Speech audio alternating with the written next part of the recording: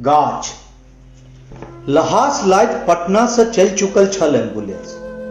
कटिहारी लेल गाम देल जा चुकल छल हकार गामक मुहेट पर बैस गेल छला दियाद बा पहुंच गेल छल गाछी किछ कुरहै सरही पर बजरा लागल छल छ पाँख फरफराबैत उड़ल अछि एक जोर चिड़ै खसल अछि एकटा खोता अंडा सन मूल रहैत जे नहीं रहन बहिक्रम बेसी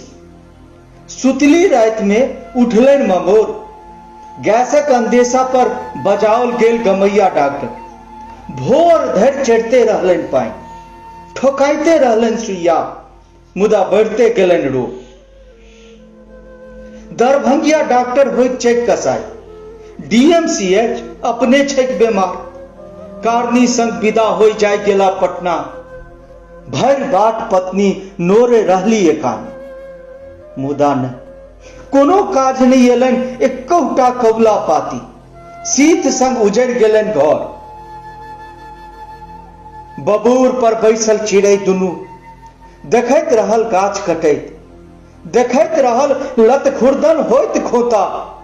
पिचरम पिचरा भेल अंडा पर सँ हट नहीं रहल छै कांट दूर से अबैत चित्कार से हहर रहल छले हृदय एक दोसराक लोल में लोल रगड़ैत दुनू देलक मौन सहमति जरूरी छल गाछ कटब अर्रा क खसैत गाछ सोचैत रहल एतबे